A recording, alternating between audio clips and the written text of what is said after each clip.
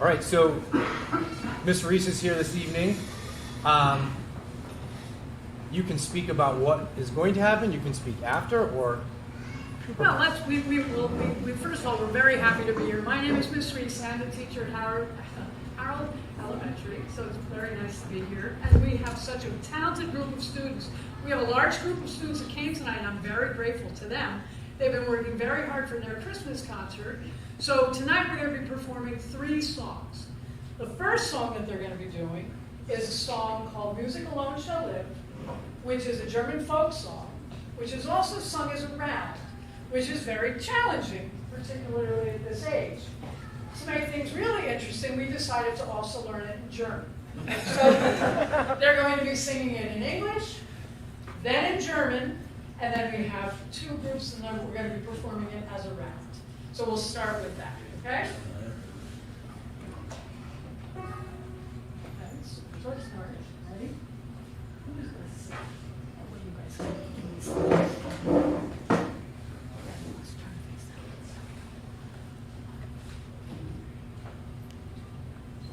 All things shall perish from under the sky. Music alone shall live. Music alone shall live. Music alone shall live, never to die. Him heaven ere day moves in there again.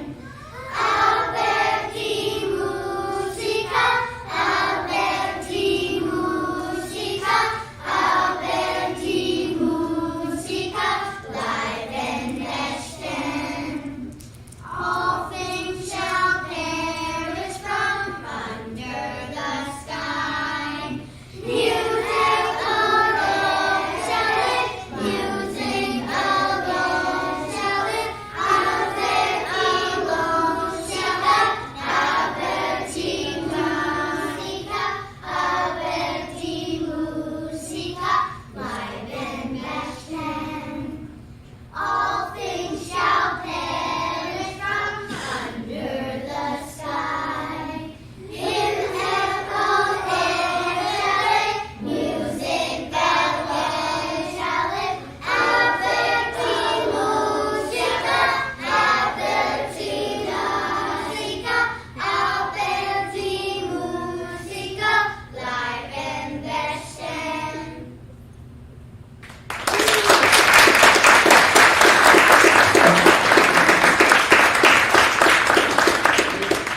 So for our next song, because Hanukkah's right around the corner, we thought we would wish everyone a happy Hanukkah, and we will begin with, or rather we will continue with Hanukkah, O Hanukkah.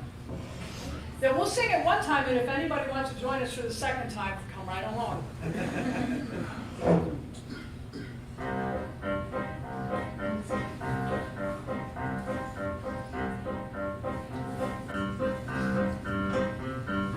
Hanukkah, oh Hanukkah, come light the menorah. Let's have a party, we'll all dance a hora. Gather round the table, we'll all have a treat. Sticky fun to play with and latkes to eat. And while we are playing,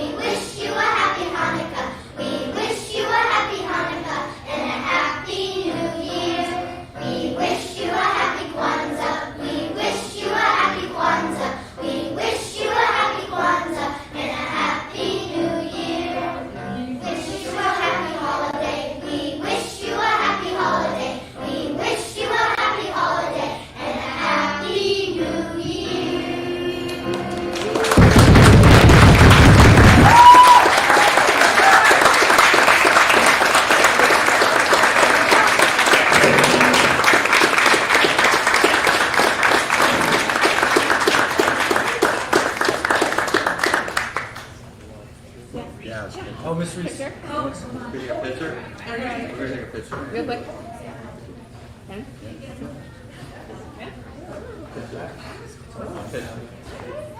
Okay. Great. Miss Reese, get in. Yes.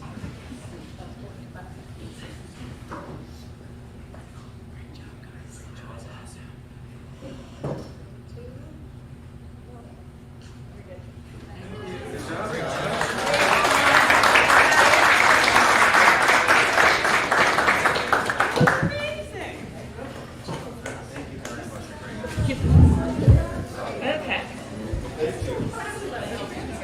If you don't want to stick around for the meeting, go now. Thank you, parents. Thank you so much. Thank you very much.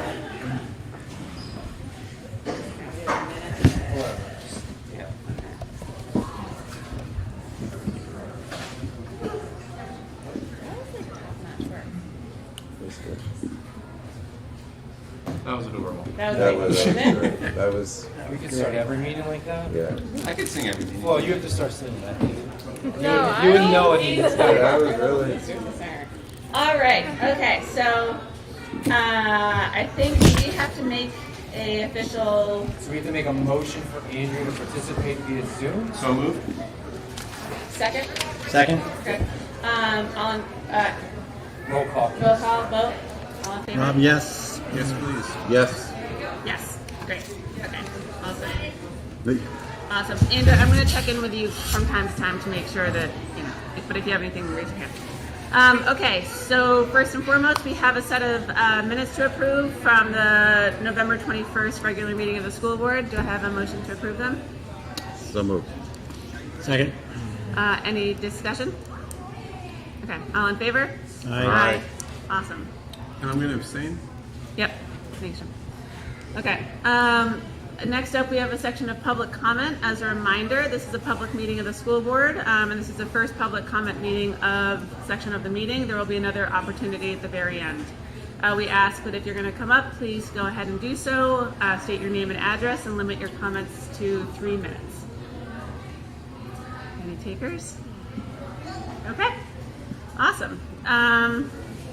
Next up, student rep comments. Okay. Well, what do you have? There's a lot happening at the high school this month and stuff. So the winter sports started this week. Nordic and basketball and alpine. The musical Footloose is rehearsing, and they have really great authentic 80s costumes. I think Susan Laws has been doing a lot of work for that. A bunch of Environmental Action Club members went to this Youth Climate Leaders Academy, and they worked with a bunch of other environmental action clubs to help us get a plan for metal silverware possibly at our school. Some members of the Student-Led Ethical Discussion Club will be going to an ethics bowl at St. Anselm on Thursday, I believe. And the world languages are going to go caroling at some nursing homes next Friday. But I don't know if it can top that performance, but it's going to be in like all the languages too, so we'll see. There's also a band concert next Wednesday and a math meet, the first one. And the Student Advisory Council met, and we talked about whole milk, microwaves, and sports being gym credits, which are all works in progress, some more successful than others at the moment. Noah and I will be visiting Maple Street on Friday, and Noah and I have also been meeting with Fred Bramante about a cool opportunity to maybe get our school involved with this like conference for the state about civics and civility. So it's kind of like this thing that's being organized about like sort of politics and also civil discourse among high school students. And that would be happening in January. And then Noah and I also went to a school board training on Saturday that the New Hampshire School Board Association put on. And there were like 25 kids from other schools. They were telling us like, this is what an RSA means. And we're like, yeah, we know that. But it was cool to talk to the kids from other schools about how they're, like how it works across the whole state. So, yeah, that's for us. Amazing. And you would say that what you're doing is quite different, how actively involved you are compared to Oh other- yeah, they're like, we usually talk about how the sports teams did at the meetings. I'm like, oh yeah, we did more than that. Awesome. Wonderful. Yeah. Thank you. Any questions for Flo? That's great. Great. Thanks, Flo. Mm-hmm. And now we are on to board comments. Any questions from board members? Well, I'm in a good mood now. First day of practice, a little roller skating, lots of singing, meeting adjourned. Yeah. See ya. That was great. Thank you very much to the Harold Martin crew. Awesome. Tim? Nothing for me, thanks. That was great. Thank you for bringing them here. I hope everyone had a great Thanksgiving. Definitely enjoyed my time with my family. It was great seeing our students come back, seniors, especially for the turkey trot. It was a lot of fun having them here to do that wonderful race and checking in with them. Great to hear about their college and whatever they're doing after post-graduation. So it was great to see them all. That's great. None for me, and Andrea's a no. All right, awesome. All right, so we are on to current business. Yeah, so want to thank Ms. Reese for putting that together with Ms. Brown. That was kind of done within the last 7 days, so to pull that together for all the families to come out, we certainly appreciate it. So on to director's updates. We've been doing a good job this year on bringing forward the leadership of the district to kind of give updates. In your board packet, which we will drop into the public folder after they present, is the one-pagers. And when the directors come up, they will not be reading the one-pagers to you. They will be giving alternate highlights of what's going on. So we'll keep it short and brief so that you guys, and if you have any questions, feel free. So Dan, I think you want to go first, it feels like. He's trying to get it in.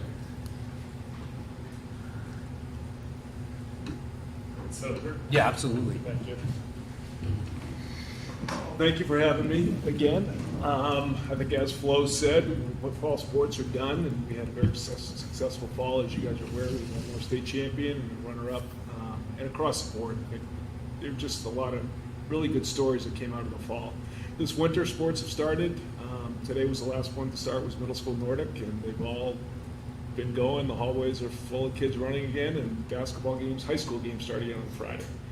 We are fully staffed with coaches this year. We are still looking for a trainer, and we don't have one, so we will continue to keep the same protocols that we have in place right now, which is our coaches are trained, and keep our fingers crossed and have people like me who are around. But that's really the downside of what we have right now is that. The other issue that's coming up is buses, and the buses for this winter have already been told they're going to be worse than they were in the fall. It's really around the state. Everybody is struggling with this. We talked about this as athletic directors. And a number of schools were saying they couldn't even get buses before 4 o'clock in some cases. And if that's the case for us, it's going to certainly impact our ski teams, as well as some of our basketball teams and others. So it's going to be a challenge. We'll see how we can navigate that. But that's probably the biggest issue I have facing right now. Oh, right. No, I thought it was an interesting note. We met yesterday, 2 days ago, doesn't matter. The increase on the Alpine team. Yes, we have 35. We have a bunch of seniors this year who I think decided to do alpine skiing. So we have a huge alpine team this year. It's great to see the participation numbers. It's going to be expensive, but it's kids doing things that are a lifelong sport. So I think it's great. Awesome. I know that we've talked about this in the past, but I can't remember. But is there a way for coaches to become bus drivers? And I don't even know. I know we don't own the buses, but So the bus driver, I'm laughing because we talked about it. Actually, Dan was going to look into doing it himself, but the process and the timing it takes to complete the courses, and then actually, believe it or not, you join a union because they're not our employees. So it's not as quite as easy as that. We had a couple brainstorming ideas on the possibility of how to solve the situation, but we're thinking about front loading some of our finances for winter and then seeing where we stand in the spring to see where our balance is. So Okay. try to navigate that. okay. Yeah, because the only other thing I could think about would be like vans, but that's CapEx and that's tricky. Okay. He also looked into that, and it was, I've made several how much calls. did it cost to buy one? 64,000. Yes. You got to go with the Ocean's 11 move, for Martha. You just got to go that way. 64. Yeah. What drove the uptick? Do we think in Alpine and Nordic and ski teams? Nordic has always been pretty strong. I would say it's an average Nordic. Some years we've had more. It's just this year, for whatever reason, a number of people decided to do alpine skiing. Okay. Great. Any other questions? Just one quick question. In your notes here, you talk a little bit, you're still advocating football, of course, and everything. I'm just curious, what is the cutoff before when talking to other districts or whatnot that it's not going to happen? The NHI, oh, you mean cutoff, so it would not happen for us to Yeah. play? Yeah. That's a great question. Because by adding our enrollment to another school in Division 1 or 2 would not move them up a division, I am optimistic that we could do it as late as the spring. Okay. Sports start, football starts August 10th or 12th, something like that. That's too far ahead, I'm not looking there. Yeah. But once it starts, we clearly can't. But I do think we have till the spring. Okay. Dan, how many students do we have participating in football this year? We had 6. We have 4 returning. Rob? Or Andrea? Okay, great, awesome. Thanks, Dan. Great, thank you. Have a great night. Thank you. Jim? Maybe went last time. So. All right.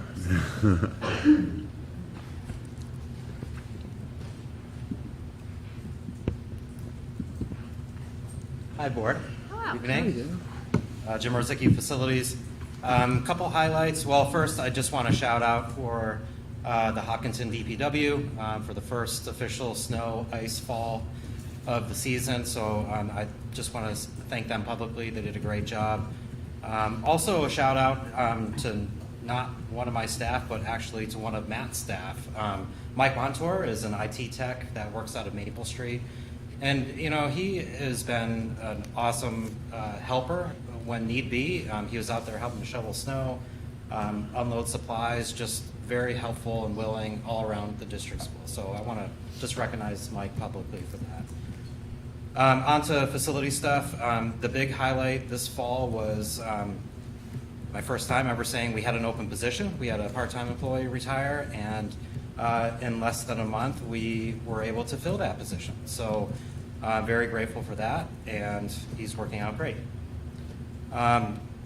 Couple of other projects that are happening. One of the big one was the auditorium air handling project that has been successfully installed and operational. That was the 35-week lead time stuff that we approved last spring, so that finally came to fruition, and we were able to get it done and installed during the school day. So the school as a whole was very accommodating. We had the crane out, they were very efficient, and contractors working there. So she's not still here, but Bridget was here. She was probably the most impacted, so I want to say thank you to her for that. So that was good. On October 9th, we turned on the boilers of the district. Mike would think that would be way too late, but tried to hang out as long as I can on that. Mechanically, systems are running fine, so everything is operating as it should. The challenges that we have are the ghosts in the machine on the control side, so I'm constantly tweaking things and adjusting temperatures and figuring out little blips here. What do you know, make everything a computer, it is going to hiccup at some point. So, but knock on wood, things are going all right. Other big highlight is the SAFE grant. So we have almost $300,000 worth of projects submitted with the state for consideration.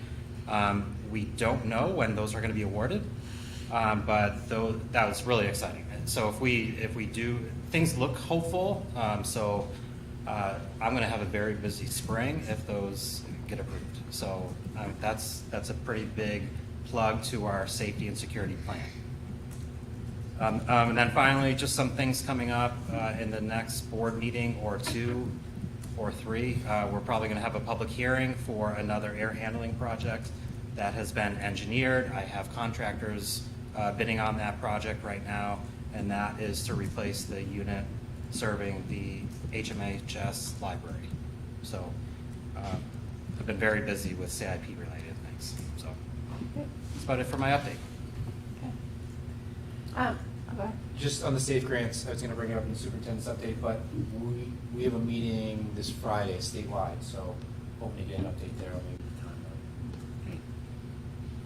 And you closed out 100% of your tickets, is that right, what that number was? Was it Yes. 132 out of 129? Yes. So no, I had 162 completed out of 160 requested. Yeah.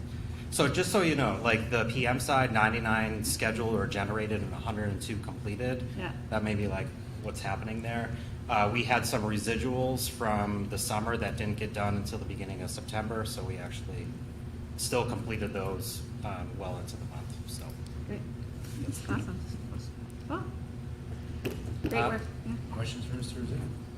Can you talk a little bit about like the criteria for the SAFE grants? Like what gives us a leg up? What might hurt us in terms of not getting grants? How does that all? So again, they dovetail those options with what the Homeland Security audits reveal. So it's building access, cameras, and emergency alerting systems. So those three buckets. So for access control, that could be those intercom systems. Those could be card access, swipe cards. Along those lines. So there's different buckets underneath those. So, you know how like last year when we got approved for the locks, that was under building access. So that met that criteria. So good. The state did a really good job of lessons learned from this first grant of those questions like, oh, what can I really apply for, by adding drop-down menus of what would be acceptable and that they would be considered. Thank you. Thank you.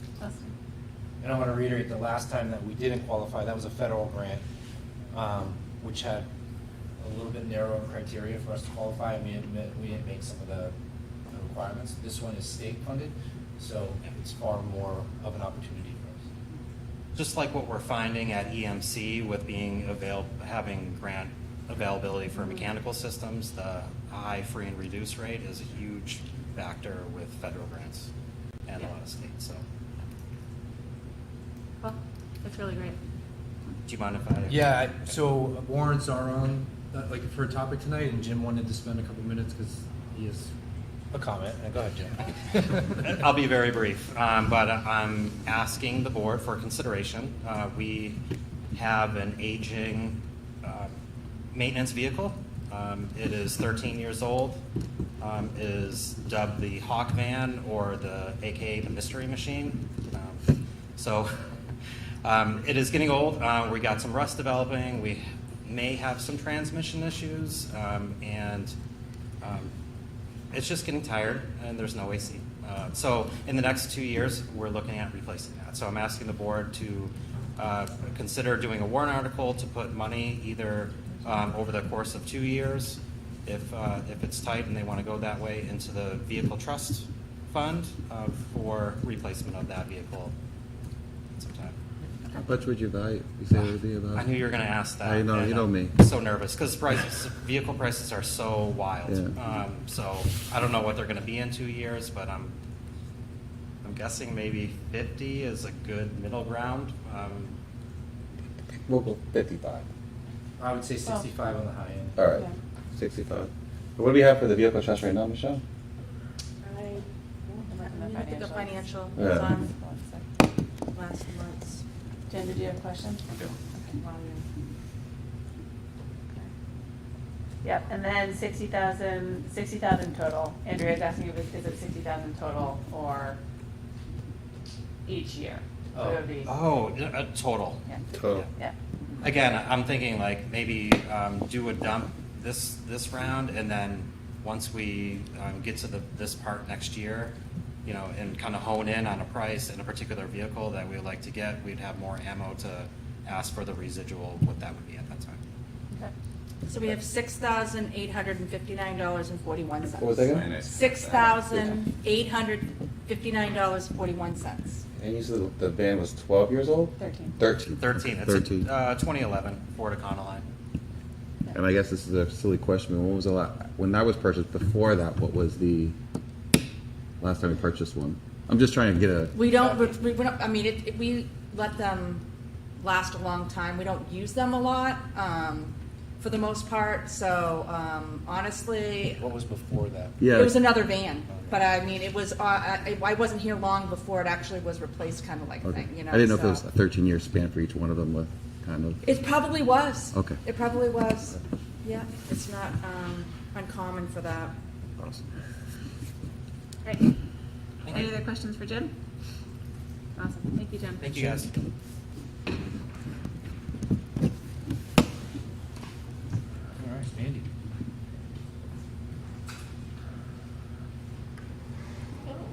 Hello.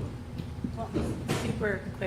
really just wanted to focus today on the fact that we need people, right? And we need IAs at both Harold Martin and at the middle high school, and we need a bus monitor. So, you know anybody, I encourage people to just ask questions if they're not 100% sure what the positions might entail, what the hours might be, all of those things, just reach out and ask those questions, or encourage other people to do the same, because sometimes people are like, oh, I can't do that. If you don't know what it is, and then, you know, we've had other people for the bus monitor job, like, oh, I could actually do that. They apply. But by asking the questions, you get more information on what the whole thing entails. And they're great kids, they're fun, but I need to be off the bus. So, I mean, that's really gonna be my pitch today. Everything else is written in here, there's no surprises really, but really just focusing in on the fact that we need people. We're not the only ones, and I recognize that too. We were just at a regional directors meeting last week, and Kearsarge needs 14. And that's just in IA positions, forget everything else they have a need for. So it is pretty typical right now, but. College seniors or college students that are coming home on break. We're really trying to problem solve and maybe do something a little bit different. Yeah. But if we can piece together any part of the bus route Monday through Friday, it would help out. Yeah. $25. $25.50 per trip. Yep. So that would be morning and afternoon. And I mean, we've posted on College Network. We've done all kinds of other things outside of just your typical. And there's just no leads. So that's really why I wanted to spend the time talking about it today. And the IA role is school hours? Yep. Yep. It is school hours. Yep. And health insurance? Yeah. As long as they're full-time, Yeah. As long as they're full-time, it's health insurance. Health Okay, insurance, yeah. great, good. Big plug. Okay. You talked about a couple things in your report. One was the wraparound care for K through 6 and how it's a little bit different of a paradigm at the middle high school. Can you just talk a little bit about how it works? And then, I know you said you're chipping away at the middle high school, but yeah. Well, and I think, you know, when we talk about the purpose of those groups and the work that is happening within the wraparound team and the student support plans and things like that, it is natural that they'll be different than the middle high school. The new middle school schedule especially will allow for a little bit more of that as we keep building on those things. But really at this point, you know, when we have, after the first round of, after any rounds of assessment really, but anytime a teacher feels as though like there's something going on and we really just want to talk about this kid a little bit more, or is there something different I can do, they bring it to the wraparound team with a referral document. So there's no like, oh, I think this or whatever. It's, no, you're going to come with a referral document, have the evidence right on there. We're going to talk about it. We're going to put our notes on there. So we always have something to refer back to say, oh, we checked it on this last time. How did that go? We revisit. Any kiddos especially that receive intervention from that wraparound referral, we will revisit those students every 6 to 8 weeks, depending on what the intervention is. If we're waiting for the next data round, it might be an 8-week, depending on the timing. But we're continuously doing check-ins just to make sure that we're using the data for more than just like, oh, there's that kid. We can also look at that data to say, oh, let's look at, are there trends in this? Yeah. Or there's something else that we could be looking at. So depending on the student, if they're getting the intervention, there'll be a student support plan that parents receive so they know what's going on. Parents are part of that whole, parents are informed of the whole thing. And then they get progress reports as well. So if somebody's receiving RTI in speech or in reading or in math, progress reports go home just like they would for any other service that's being provided. So it maintains that update and then maintains that consistency across the board, and it follows them from Harold Martin to Maple. So Maple will have the same data. So, and we're streamlining it. Each year it's gotten a little stronger over the last couple of years. So yeah. And the middle high school's coming too. Well, no, yeah, and it would be nice because for the middle high school, if it's an isolated set of teachers now, then you could probably do like a wraparound transition. I don't know. Yeah. Transition's been big for us. We've been talking about it, Mm-hmm. about trying to improve the process. Great. Awesome. Any other questions? Andrew, do you have questions? All set? Thanks, Andy. I still have Matt's report in there. Matt's going to come up and drop in. Yes, I apologize for getting that in late. So one of the things I highlighted was just the elementary report card being a piece of the communication. One of the transition pieces that we knew was going to be a challenge was that several hundred families had never signed into Aspen before, and it's the first time setup could be a little interesting. So I spent most of this weekend answering help emails from parents, but I think we're in a pretty good place. We were able to track that most parents were able to successfully get that report card by today, I think. So we're in pretty good shape there. And certainly as we go forward, the plan is to use that for some of the assessment pieces that we've talked about moving forward. And then certainly our beginning and end of year registration process that we do for new students as well as returning students. That sort of opening day paperwork, we're trying to get rid of the packet. So we would like that to just be a process in Aspen. So that is live. And hopefully that goes forward. Other than that, really just going along, I really wanted to thank Jim for his call outs, for my contour. Obviously, tech and the facilities people work very closely together. We're often, in those quiet days when the buildings are mostly empty, we're the people working together. So that reliance on each other is very important and very much appreciated. All the help that his staff give me and my team is greatly appreciated as well. So other than that, I'm happy to answer any questions. With the new report card system / the entire system in general, do you see open rates and click rates so you can tell who's open them, like if they have Yes. Aspen set up, like who's sort of in the dark still? We can see if parents are checking, yes. Okay, great. Yep, so we'll be looking at both who, we can see who has access to the portal sort of generally for those parents, particularly at the middle high school where grades are an ongoing thing that are posted regularly, but then specifically for report cards, yes, you could look student by student or parent by parent and say, was a report card retrieved? Great. Awesome. I will be jazzed if the paper forms go away forever. I think Nothing all of but- us would like to avoid that inch of paperwork at the beginning that includes put your name and date of birth on every single form, even though we already know it. We should not be asking that. So, You could share that with every medical facility in the universe if you can accomplish that. That'd be great. one at a time, but yes, I completely agree. Any other questions for Matt? Andrew, do you have questions for Matt? Great. All right. Thank you. Thanks, Matt. Thank you, guys. Have a good night. You guys can go. Thank you. All right, Oh, sorry, that's me. you're up next. Moving on to the 23-24 school calendar change. I'm not sure how many people are aware or were aware. There's a highlighted line in the month of February 2024 that says 1 day reserved for PD on the presidential primary election day. That is not in February. That has now been determined as January 23rd. I'm saying it that way because that week is now going to become funky. So on January 23rd will be a no student day. It'll be a staff professional development day. Right? The reason I say it that way is because 24th is that interesting thing we had to maneuver with the work days. So the 24th will only be a middle school day. It's a high school transition day between semesters, and then that's that extra off day that the elementary teachers have. So the 23rd, no students in school. The 24th will be just 7th and 8th grade in school. We'll send out communication through the principals to clarify that for each building as it's different.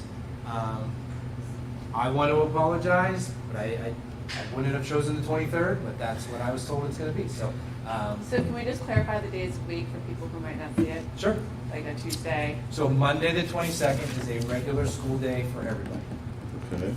Tuesday, January 23rd is a no school day for students.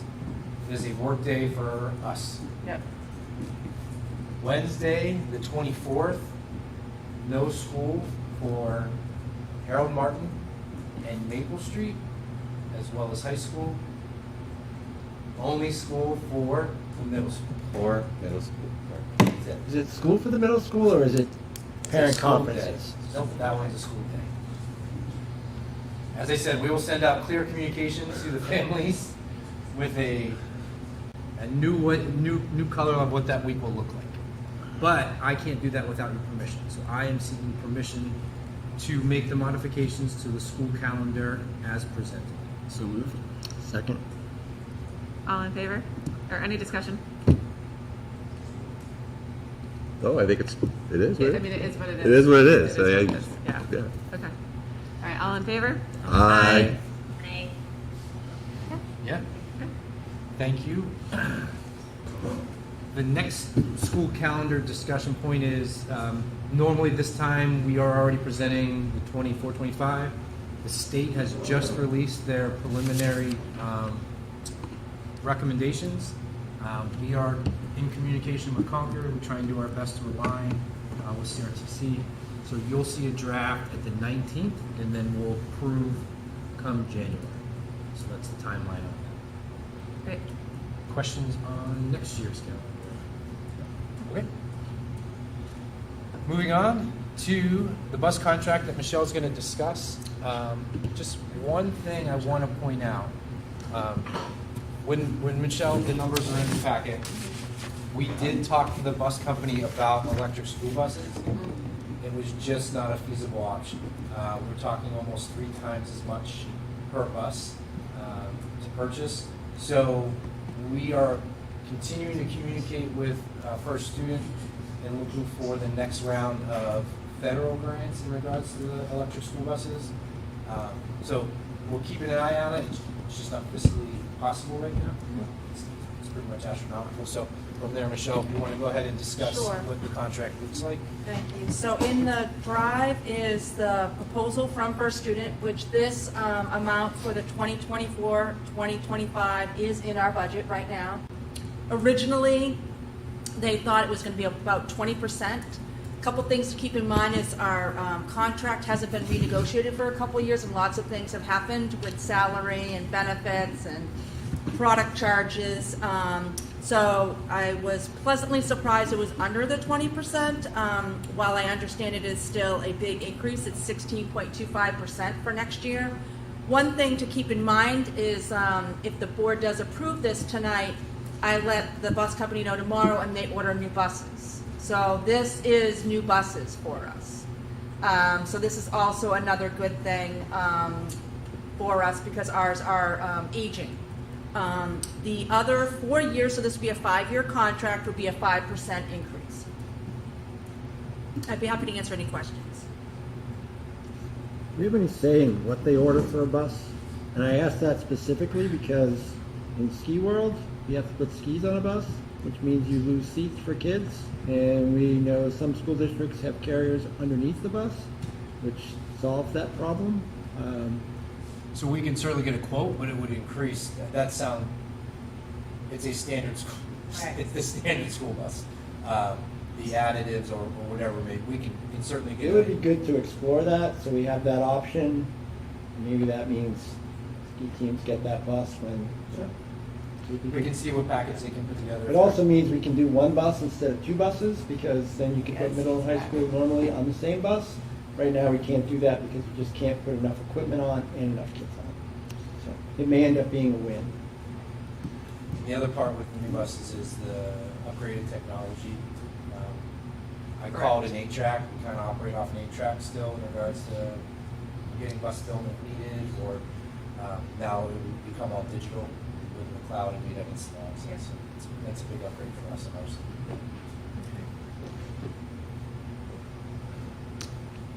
Well, just, Dan talked about the dependability of the buses, right, being an issue, ongoing thing.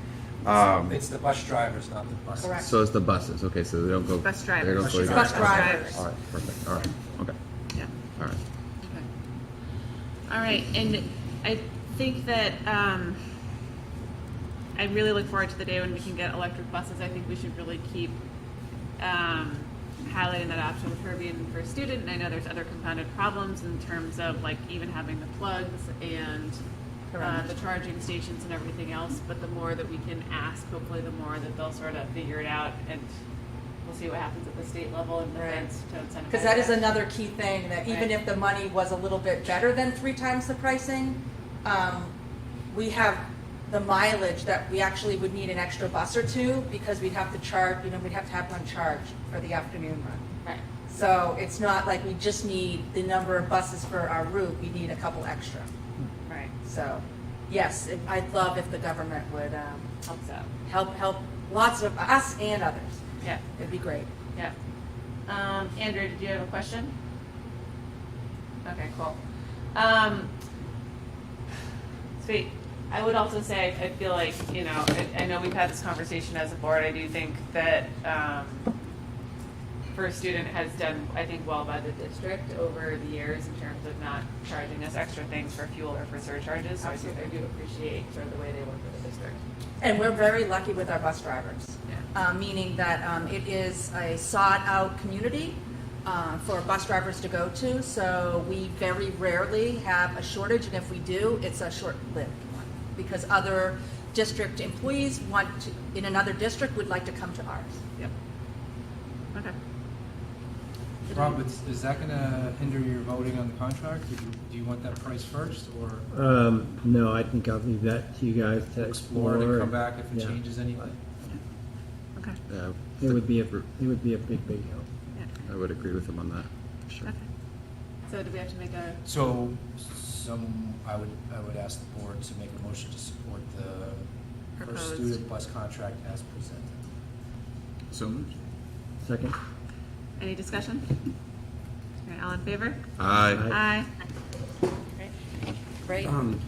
Michelle, can you just, it's not for discussion, but I'm wondering if you could just give us the total cost of the contract, at least in next year's budget, just so everybody's aware of what that increase is? I don't have it on Oh, it's there. like we have the per day cost. So, If you don't have it, it's okay. I can find it in our budget system. That just gives per Yeah. bus and not per day and all that. As she's loading, I can open up the next topic really quickly.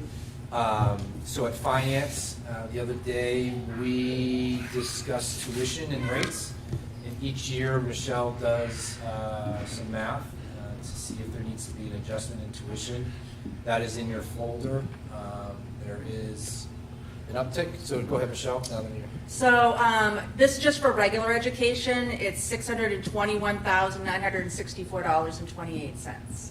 Thank you. So that's the For the majority. bus. For For the bus. Not tuition. Yes. Correct, sorry, yes.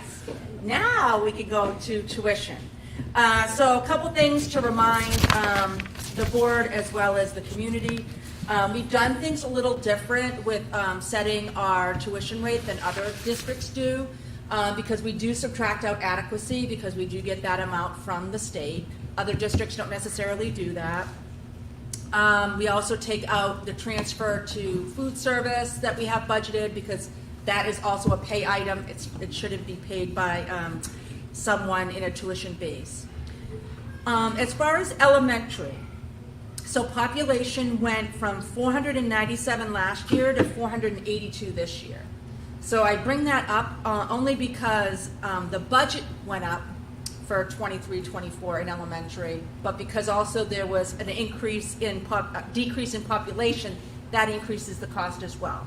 So we're looking at a increase over last year's for elementary of $2,018.63 for the whole year. So that'll be, but this is kindergarten and all the other elementary grades would be $19,983.14 for a year. On the secondary, which in this case we combined middle and high school, the population did go up for middle school, went from 133 to 168, which we've kind of heard about in other board meetings. And then high school went from 305 to 300, so a little down on there. But overall, they did have an increase. Even though they had an increase in pupils, they did have an increase in the budget.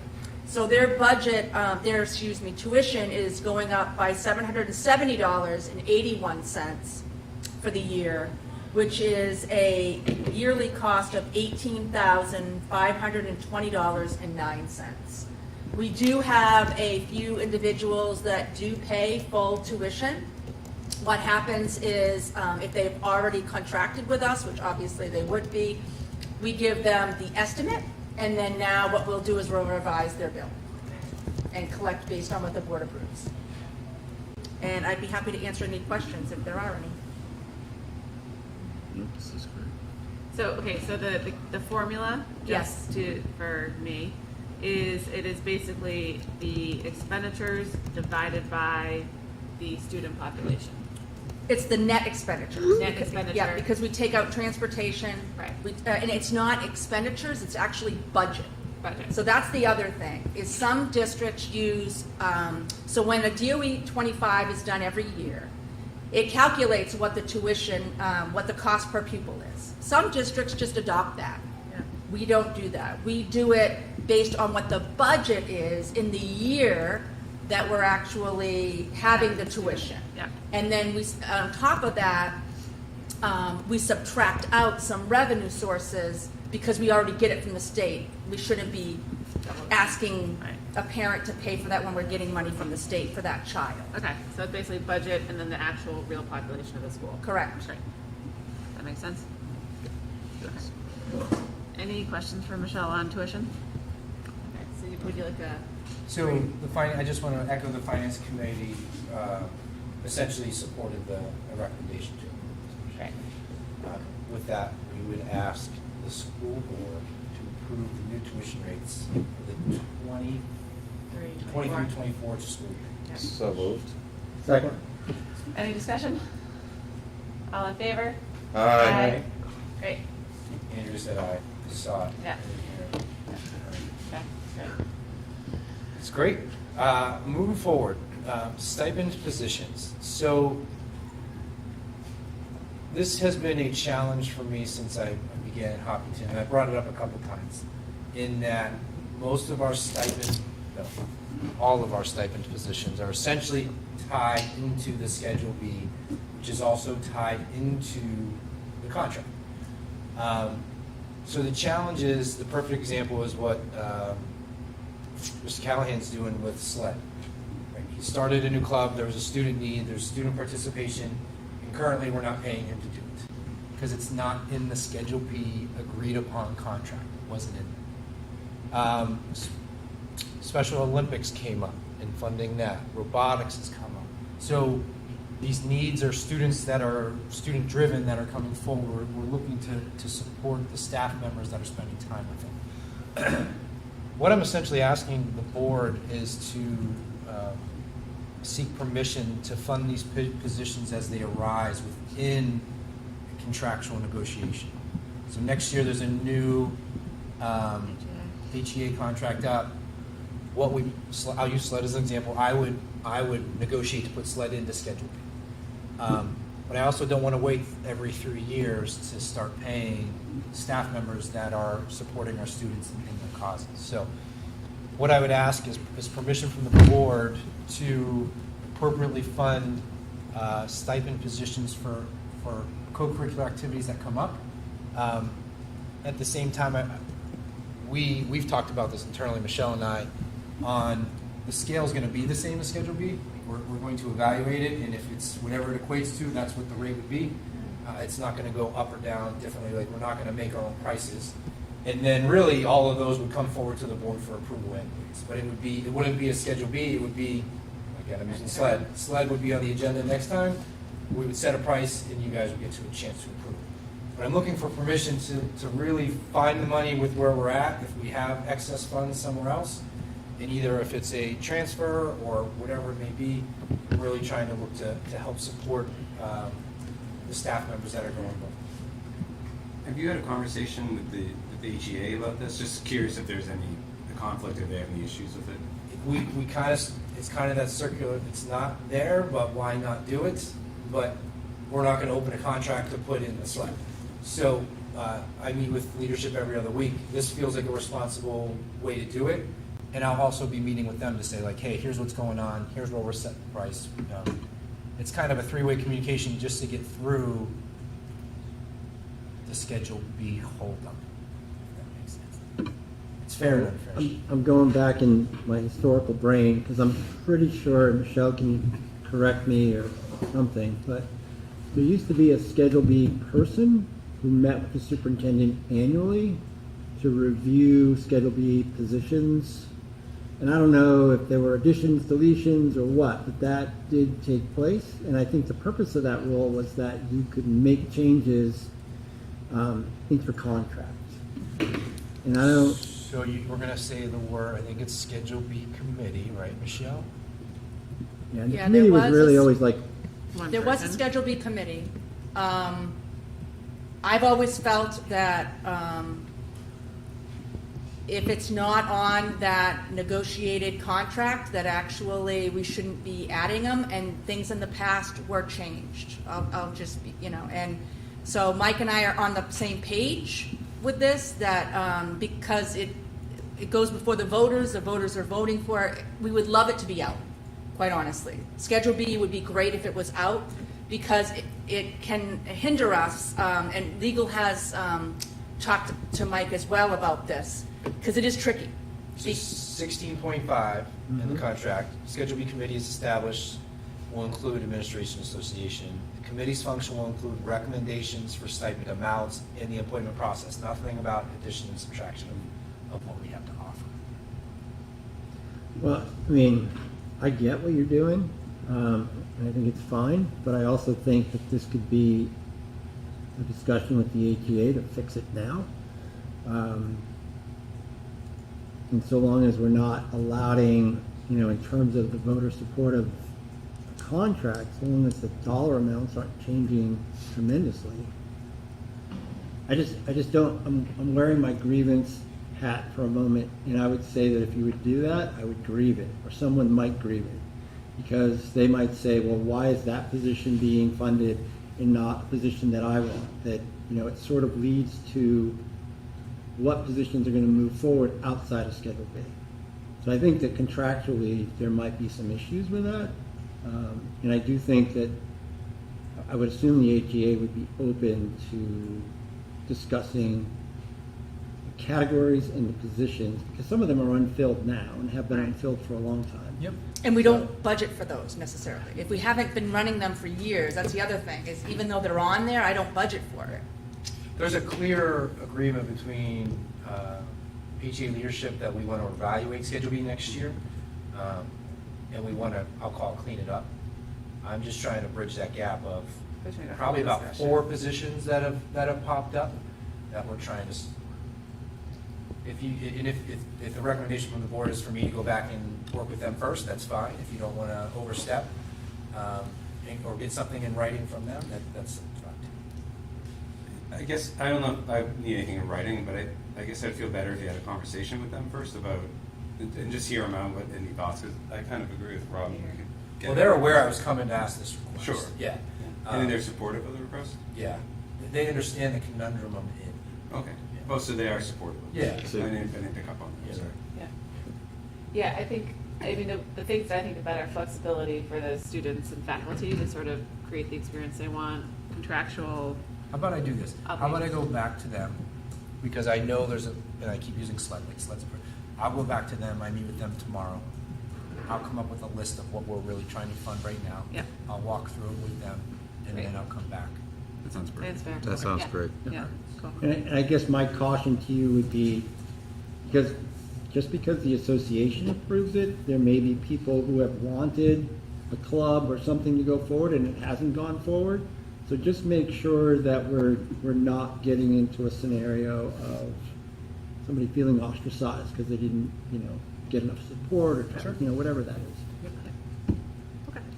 All right, so I will bring that back on the agenda in one of the next couple of meetings. Okay. All right. Thanks, Mike. All right. We are on to the budget. So I'm gonna just lead off with how enjoyable this budget season has been, and I mean that sincerely. I think in my 3rd year here, we've kind of we've done a good job on listening and narrowing in on some areas. We built some policies that help support it, and the district has done a good job of understanding some of the challenges that we may be facing, like we'll use healthcare as the example this year, and understanding where we are. So we are at a point where finance met this week? Thursday. Thank you. Last week, and developed some recommendations that Rob's going to go through. I've talked to each of you, and I appreciate what you're doing for the budget. It's one of the main reasons you run for the school board is to set the budget, but how you're working with all the constituents and the stakeholders through this process. So it's been good feedback as we navigate this, and I look forward to what is to come of the discussion. So Rob, I see you with your calculator out there. But... Doing one more bit of math. Okay. All right, so I think what I'd like to do is sort of go back to the expense side first and then look at the revenue and sort of frame the picture as to where we're at. So if you've got in your board notes, it says budget expense 24-25. So here is just an articulation of, in the first column, what was approved in 23-24. And I think part of the main theme going into the year, there's that operations, not salaries or benefits, we were going to try to stay as flat as possible. Round one, everybody came with their needs. Their needs certainly exceeded what would be a flat budget. And then at our first finance meeting after that, we gave Mike, and then the board gave Mike the charge of saying, let's see if we can reduce this between $800,000 to $1 million.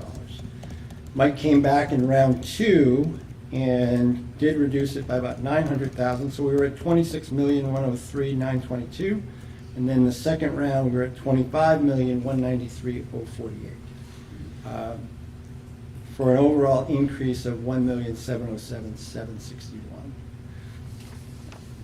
With each category, you can see the increases by category and then by a percentage of the overall budget. So it's pretty clear the three big upticks by category: special education, a little over 11%, salaries, 3.3%, and then, of course, healthcare, the dragon in the room, 18.23%. For the overall budget, we're looking at 7.27% increase. If you take out those three things, special education, salaries, and healthcare, everything else is 0.7. So less than a 1% increase. I'd say that's a pretty darn good job of meeting that relatively flat operating budget. So that's where we're at on the expenditure side. Then on the revenue side, that's in there, right, Michelle? Mm-hmm. Yep, so on the revenue page, there's not a lot of change. You can see in the variance column on the far right, a little bit of change in food service. Probably the bigger changes were in state aid, state adequacy, up 96,733. Property tax down 16,839. The overall came to 264 initially, before we talked about our own revenue contributions. What we discussed at finance was the following that Michelle put forward, and we all pretty quickly agreed that it was a good way to go. That we used $400,000 from Article 10, that we used $200,000 from the benefits trust, and we realized that is almost all of the benefits trust. It does leave enough money in there to keep that as a viable agent. But we got that money because of COVID, essentially, because our usage was so low, because nobody was going to the doctor. We are getting pummeled right now because, what was the word? The usage is at 141%. So for every $100 we put in, we're spending 141. No insurance agent in the world likes that, so yes, our rates are rising. So 200 from benefits trust, and then 150 from the projected fund balance for this year. So for a total, bringing our revenue in at 750,000. Wait, can you repeat that for me again? 200 benefits, 150. From fund balance for this year, projected fund balance from this year. Yeah. Which is currently now a little over 300,000, if I'm remembering that page correctly. So total in, and then 400 to Article 10. So 750 in, and that would bring our local tax rate increase to $1.70. What? $1.70. So at that point, I had asked members of the board if they had any further suggestions to either put money back in to the budget or to subtract anything else from the budget. And there was some information that came from board members of things that they thought perhaps should be considered. A lot of them were relatively small. Let me find my notes here. A little bit of money in curriculum, a little bit of money in tech for Chromebooks, some small projects at Maple Street School, those kinds of things. Mike and Michelle felt pretty strongly that those smaller items could be dealt with either through current funds or migration within categories. The big discussion we had was about facilities, and those requests to increases in facilities went from $36,000 up to $65,000. And, the discussion was, we all agreed that our facilities line probably needs to go up to maintain things at the level that we would like. But we did ask Mr. Rizicki to come back with a number in the second round that he felt was adequate to work for next year and gradually build that number up over time. Could we add more in? We could. And there was discussion both ways as to whether or not we should do this or whether we shouldn't do this. I'll just give you my perspective. It wasn't the perspective necessarily of the whole committee, but that, we started the year looking to go flat. We asked department heads after their initial round to come back with something that they could work with. They did that, and I feel like we should have confidence in what they brought back to meet those expectations with what they asked for. And it's also a difficult year. So I would support not adding anything back into the budget at this time. If we didn't have $600,000 in health insurance, that might be a different discussion, but we have to deal with the reality that we have. So that's where we're at and looking. The committee wanted to hear feedback from the board in terms of what it thought on the facilities question in particular. So, so we're ending up at like a 7.2% increase, is that right? Correct. That's down from a close to 12%, is that right? Yeah, the overall would be 7.27%. What was the second question? And I think we started at like a close to 12% when we were coming out of the gate. Correct. Is that correct? Okay. So I'll speak a little bit since I was part of the discussion. So, Rob, thank you for a clear explanation of how we got to where we were and how we had a healthy discussion in regards to facilities. One thing that's unique about this board is we all have our own understanding of what we feel should be in the budget, out of the budget. That's what we're elected for.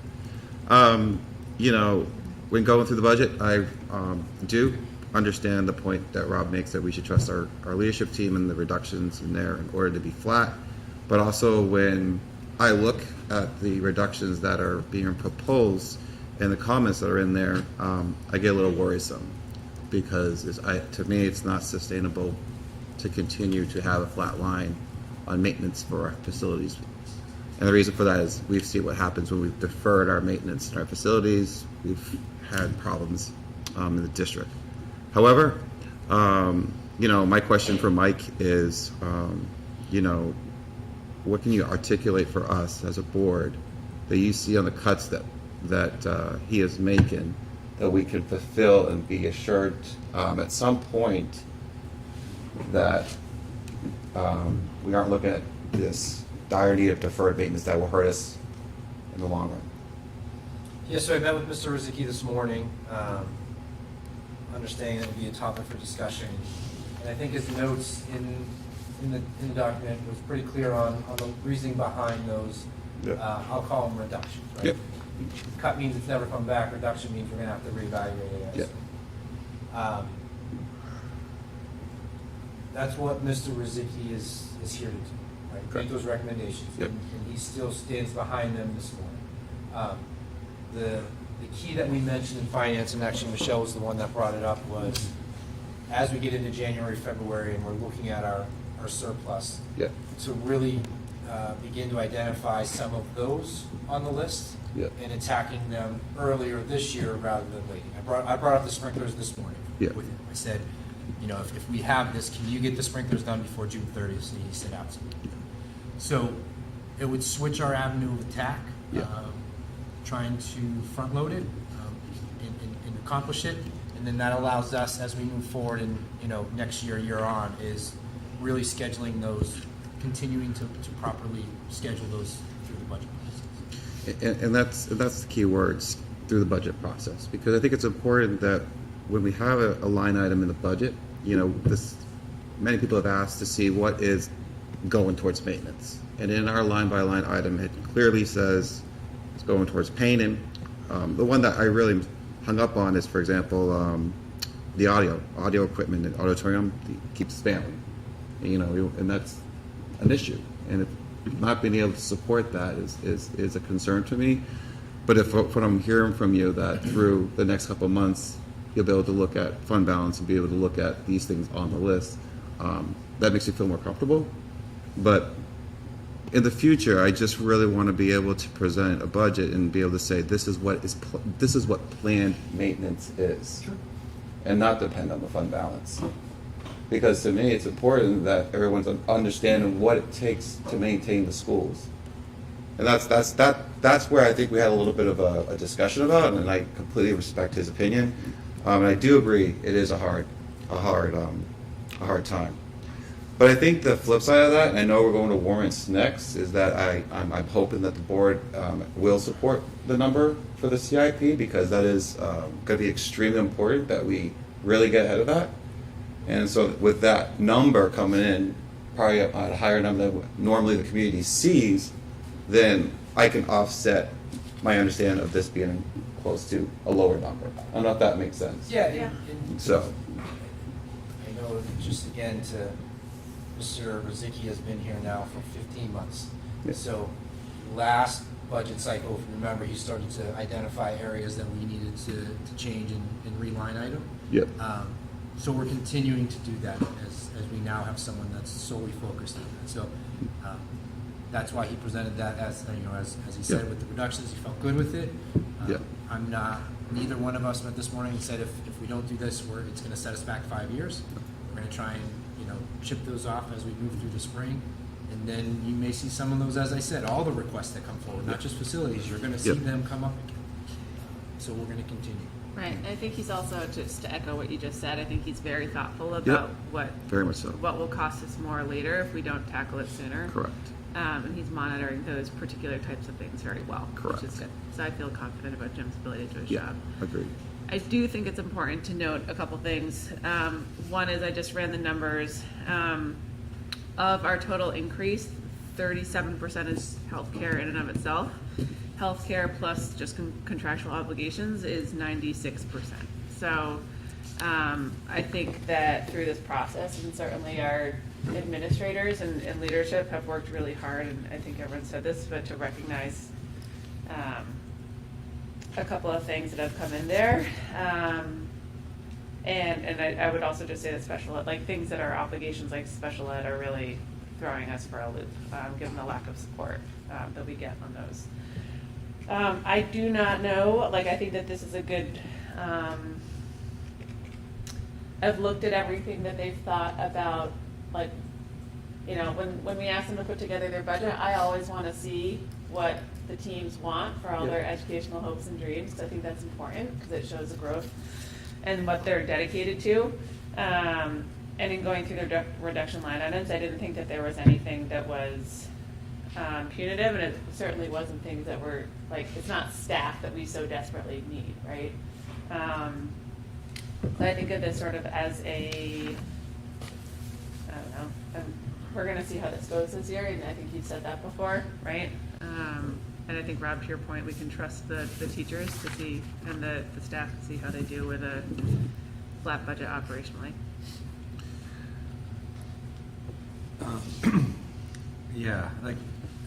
The challenge with us this year is, it's still a huge increase, and we're not increasing our costs.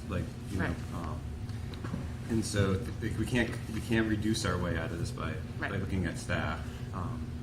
We can't reduce healthcare costs, so we're sort of stuck where we're at. Yep. I think adding more money. I guess I wouldn't support adding more money unless there was a reduction on another side. We don't. I mean, we're already pretty high before we even start talking about additional warrants. So it feels like a pretty lean budget at a time when we need a pretty lean budget, which is unfortunate. Can you talk a little bit for your discussions, I second that, your discussions that you had in finance about why you were leaning so heavily on benefits and not looking at benefits plus special, considering that special ed is also up significantly?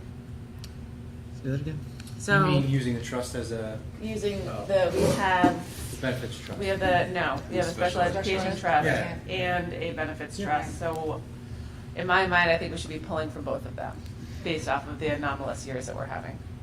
My challenge with using the special ed trust is we can budget for what we have, and then 6 months from now we can get a case that's going to not meet our budget, and that's when we pull from the trust. And so I think if we didn't have the trust and we had an incident, then we're going to have to then go into our regular education to cut the cost to accommodate. And so You want to only access that trust in an off-budget cycle if we are not able to meet it out of the amount that we have raised. I would think so. And Michelle, how much is in that trust right now? That was 270, 190, 62. Which isn't a lot of money It's for one kid. for one Yeah. kid. Yeah. And so anyway, I appreciate where you're going, and I just worry that is like a safety net that if we go over and above budgeting, we could really get hurt. And I would say in finance, I spoke about how quickly special ed can shift. Yeah. And so if you're going to pull from that trust, it could change before the district meeting. Right. In fact, I would advise, and just like we've done last year, is that special ed number in the budget won't be solid. We won't feel good about it until January. Right. Yeah. It's still in the air. Yeah. Can we talk a little bit more about the benefits trust then? So we've looked at I know there's been analysis done looking at the last 10 years of benefits increases. How often do we have a large year like this year that's like a 19%? I think it was like 10 years ago-ish. Okay. So it's like a decade jump, and then And it is a little skewed, I will say that, because COVID did skew things. And I don't mean it in a disrespectful way of, some people say people just throw that word out, but it's true. The data is there. Like, that's why we got the money in the beginning, was because people were not utilizing it. And then, unfortunately, there's people that had things happen that didn't know about it because COVID, and so it made some situations not dealt with when they should have been, only because they weren't aware of it. And so, as well as just regular things that happen. So, and then can you talk a little bit about any of the discussions you had in finance about basically zeroing it out versus doing like 150 and leaving 50,000 in there? Well, I think we were going to talk about the warrants tonight. I think we talked a little bit about, I don't want to say pushback, just a discussion that if we use something, this is a great example that it's important to probably use this. We got a huge spike, but also how we replenish it. Even if it's a small amount over the course of 10 years. a couple of years, it shows that we're planning for the future. That we don't know what's going to happen next year, the following year, and that's why those trusts are there. Yeah, Rob did an analysis of it. Right. Yeah, well, that's on the 10-year business, and that's all benefits. But let me come back to your question, and I think that the discussion, at least my part of the discussion, was, we've had 2 extraordinary years in healthcare. And last year we chose not to draw from the trust. We held off. And now we're getting basically whacked by about the same amount of money. So we're at a point where we need to use that money as best we can. If it hadn't come in, if this was something that came in, bits and pieces, perhaps I could say we would draw bits and pieces, but it came in a flush. And now we're paying for that flush through these high usage, which is, people use their healthcare. That's what healthcare is for, so it's fine.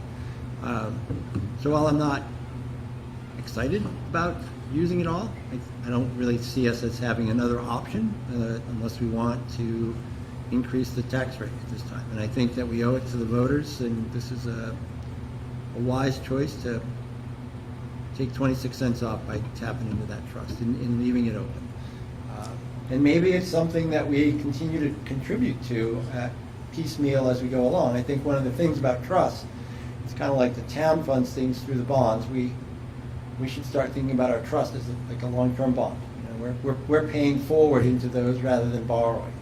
So if we can get that mindset going, then hopefully those things will Well, and that's where I'm going, where, I mean, obviously we can't ever dedicate the will of this board in future years or anything else, but I really think that it would behoove, if we're talking to our future selves, the ghost of Christmas future, thinking about an allocation where if this is a 10-year cycle, like you're probably looking at a $25,000+ contribution every year to then be able to rebuild it up so that you can then draw on it again when you have a significant GMR. Because you want to be able to basically offset it year over year. Does that make sense? If it's helpful to the conversation, I don't know if it is or not. So it's going to do it during the finance update, but we talked about forecasting. So I went and looked at the last 10 years of DOE 25s. Wish I would have known how to use Excel and formulas, but I like my calculator. Interesting thing, when you take the salaries going from 2014 to 2023, the overall salary line increase was 19.14%, or 1.9 year over year. The benefits, which I'm assuming, Michelle, includes other things, but is predominantly healthcare, was an increase of 53.58%, or an annual year over year of 5.36%. Yep. So, the trend lines are there. We're just sort of in one of those, you're not looking at that mean average, we're in a spike. And hopefully things will start to trend down for us in terms of usage, or perhaps, through the next contract.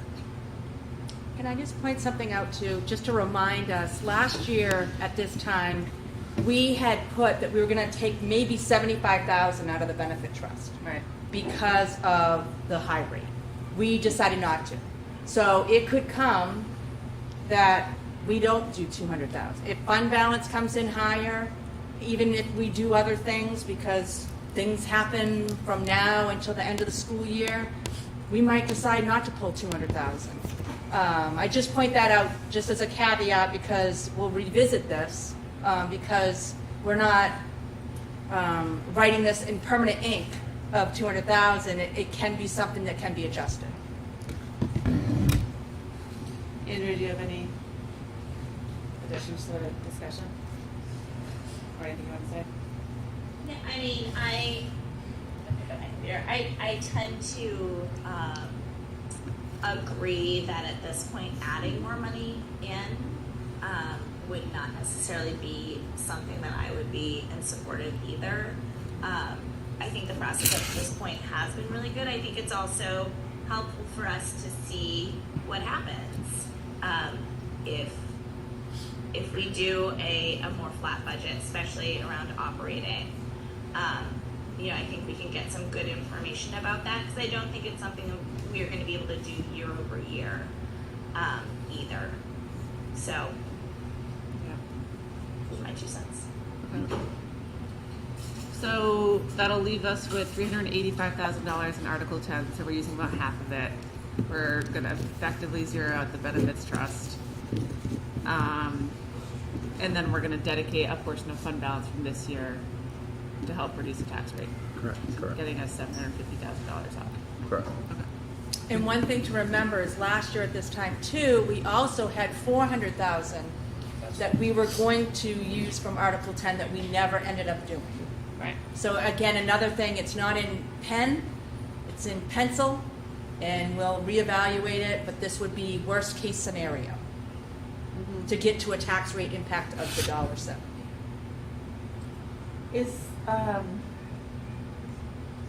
I know you guys talked through this with Matt's stuff for technology, but is there anything that he would want or need to use the technology trust for to offset, or would that be like if something catastrophically broke, we could ask the board? I know there was projectors.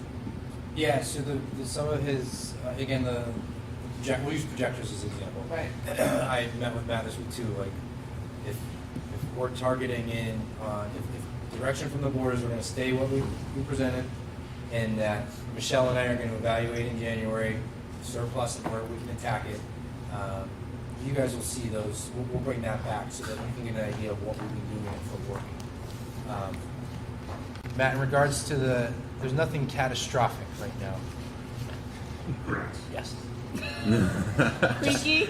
You're just waiting, you're sort of bringing down the wrath of the gods, I think, by saying. I know. Okay. All right. So remember, it's still December 5th. You don't need to vote to finalize. You want to, I think what would help us on finance for our next meeting is if you like the recommendations of the revenue, that would certainly help us. And then as our numbers get clearer before the 19th and then again on the 4th, then you would essentially as a board vote to approve what you would like to move forward to the budget. That's what we talked about, right? Yeah, I mean, I guess what I would like to know is, do we have the confidence of the board that where we're at right now isn't acceptable? And if things improve, it improves, but is this acceptable? That's what I would. Yeah, it's a good, fair question.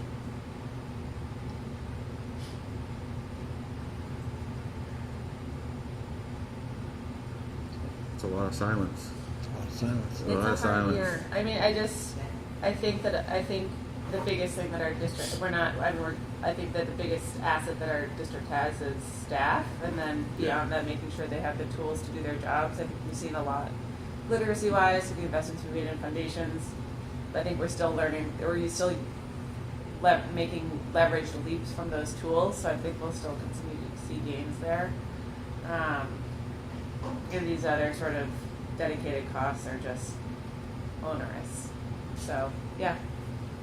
Okay. Jim? Yeah, I mean, sure. I'm satisfied we are where we are, and there's probably not more that we can do at the moment. I guess it's probably not for now, but I worry I worry about this budget. Like sort of coming out of that. I guess I'm just worried, and we've talked about it as a board, like sustainability of the district and being able to absorb year-over-year increases like this. And so we have a $1.70 increase, and we're not necessarily improving the program at all.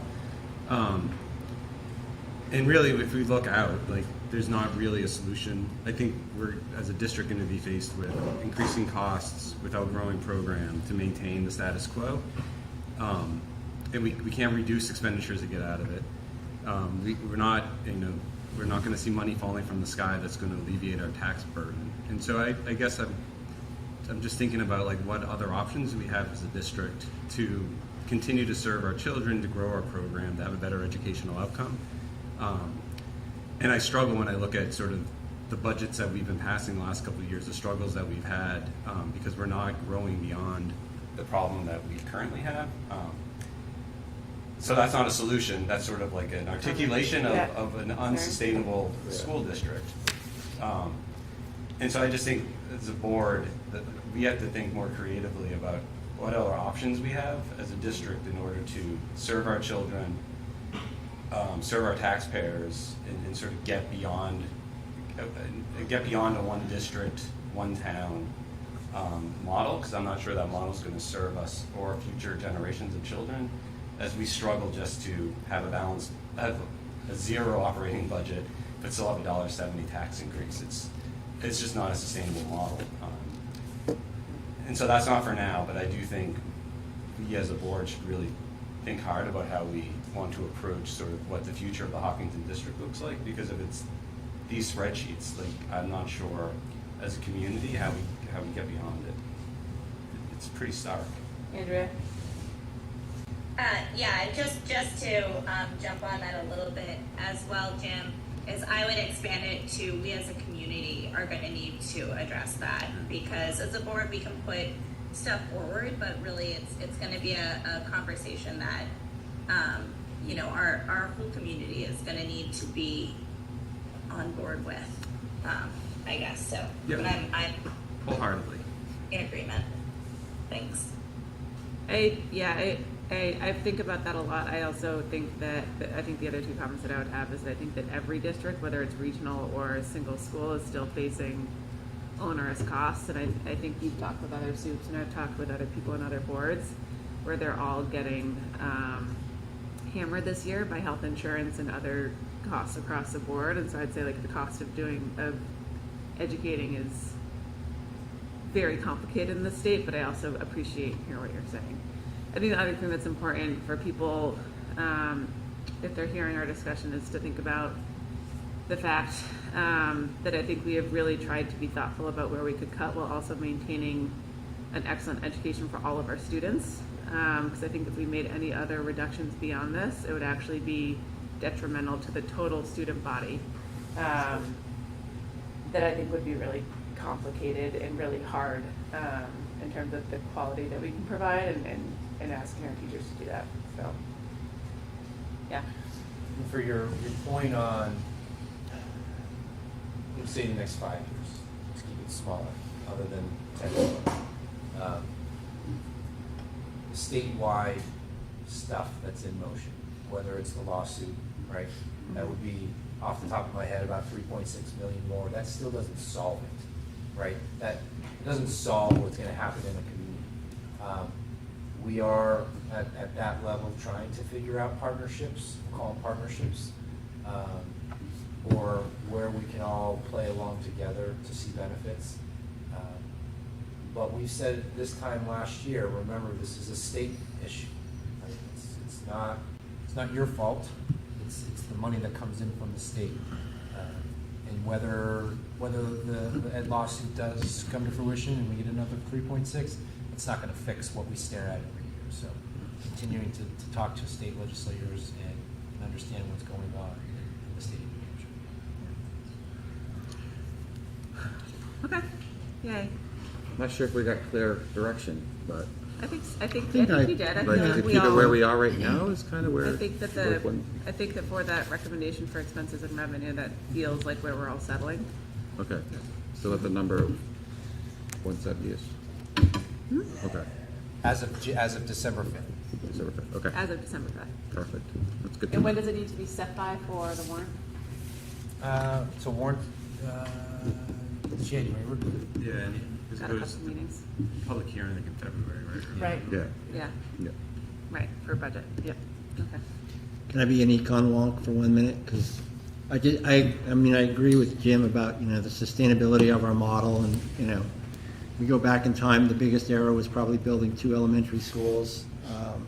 If we take that away, that changes our costs a lot. But in the forecasting piece, when you look over the past 10 years and you look at our salaries and benefits, so I took that percentage increase together, was about 29% in that 10 years.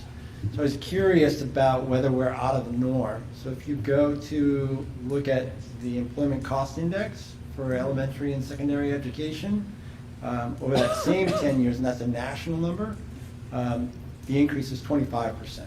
Yeah. And because, the outliers of the Mississippis of the world and rural and poor urban, et cetera, we're actually pretty much right on par with what would be the national norm.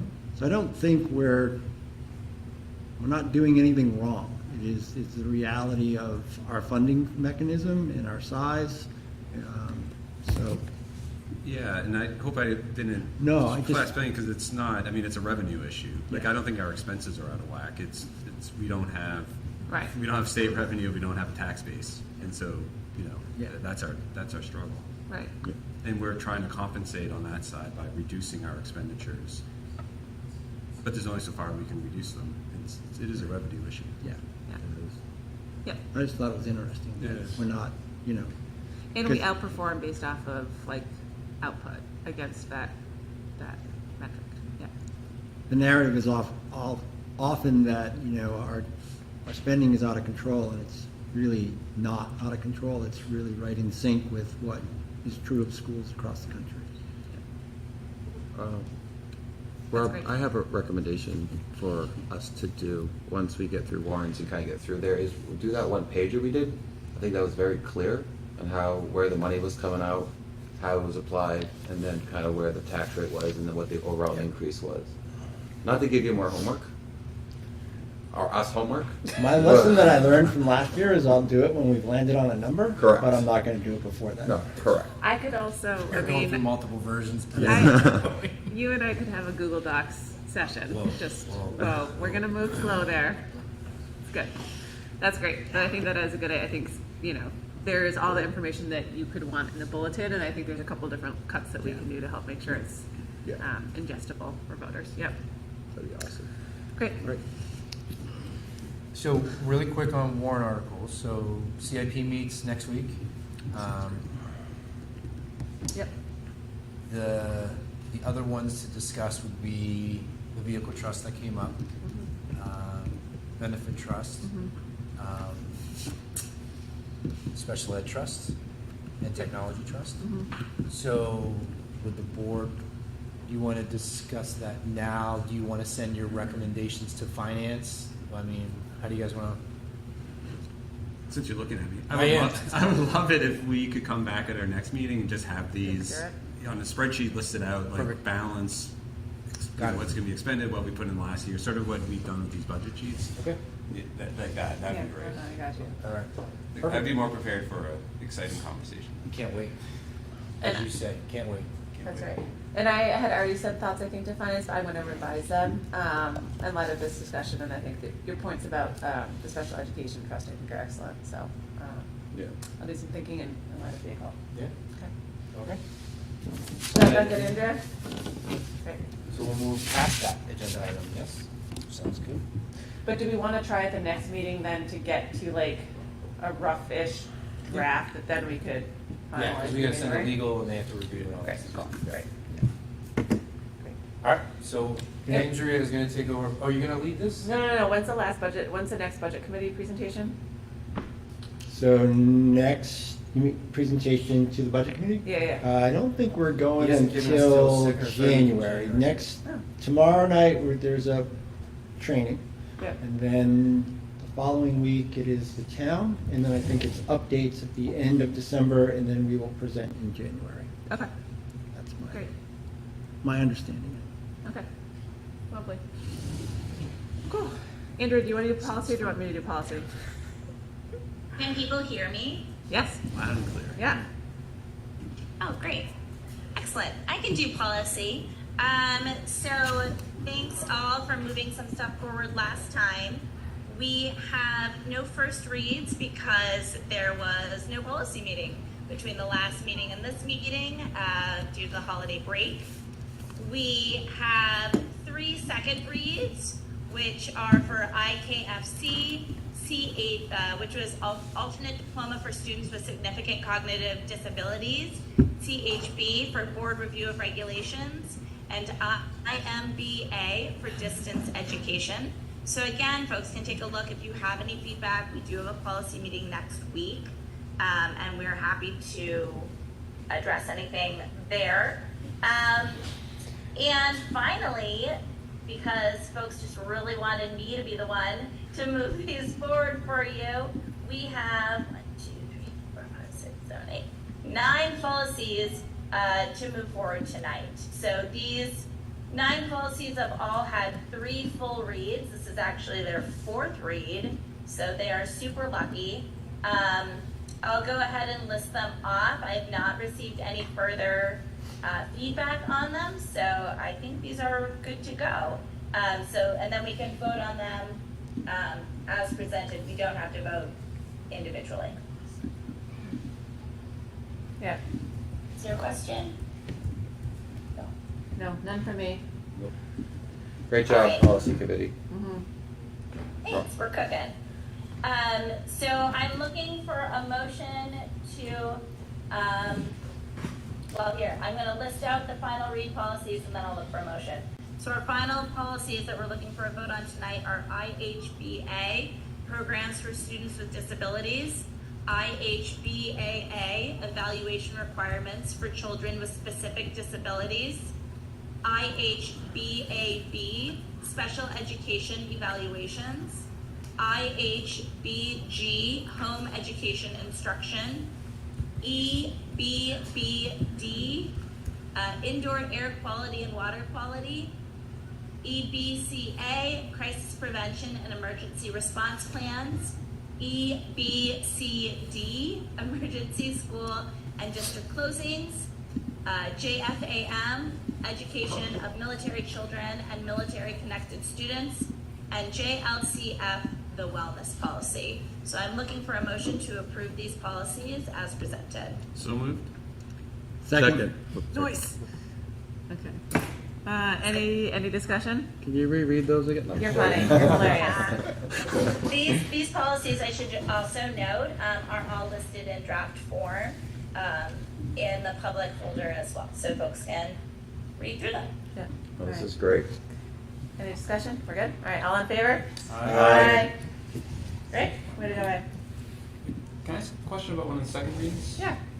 Andrea, can I ask you a question? Mm-hmm. So on the second read, the policy CHB, the board review of regulations, I'm just curious from, let me open it up. I guess my question is there a difference, this sounds very ridiculous, but is there a difference in our vocabulary between regulations and procedures? Or is a procedure a part of a regulation? I guess when I read this, I was just confused because the title is Board Review of Regulations, and then the text starts when a written procedure is developed. And so I guess my question is, are those two synonymous? Are we talking about different things? Am I just making work because I don't understand the words? I think, go ahead, Andrea. Yeah. Well, no, I mean, I think it's a good point. We kept the title Board Review of Regulations because that's what we had in our previous, like in our old policy. We didn't update the title. When we updated the language of it to reflect updates to procedures, that's certainly something, that's an easy update I think though. it's So we just procedures. use procedures as well. Okay, Procedures. that'd be great. Yeah, Yeah, and Thank it's not you. policies. Yeah. sure, that's so easy. Yep. Great. Thank you. In fact, it's already updated. Awesome. Okay, It's cool. updated. Yeah. Great. All right. You're up. I'm up to the consent agenda. All right. Let's start with personnel. I am ecstatic to present to you for consideration for the assistant business administrator position. Just to review where this started so that we can circle it back as a whole. Michelle has submitted her retirement letter effective at the end of the 24-25 school year. Michelle's been here for 20 years. And municipality, accounting, finance, all of that is one of the most difficult jobs. In fact, transitioning from the real world, I'll call it, to municipality is extremely challenging because of rules and regulations and having to make sure every penny is accounted for. Through that discussion with the board, we presented a plan for a transitional year next year so that it can begin in July, which is when our audit is. We're one of the first in the state of New Hampshire, the earliest, through the HEA negotiation, through the budgeting process, through town meeting, learning the ins and outs, as well as the operational side in regards to transportation, food service, HR, on and on. So with that, we opened a position and we had 8 applicants, in which the first level was screened down to 4. Those 4 applicants met with myself, Andrea, Dulcie, Michelle, Lori, who's in our department, and Jody.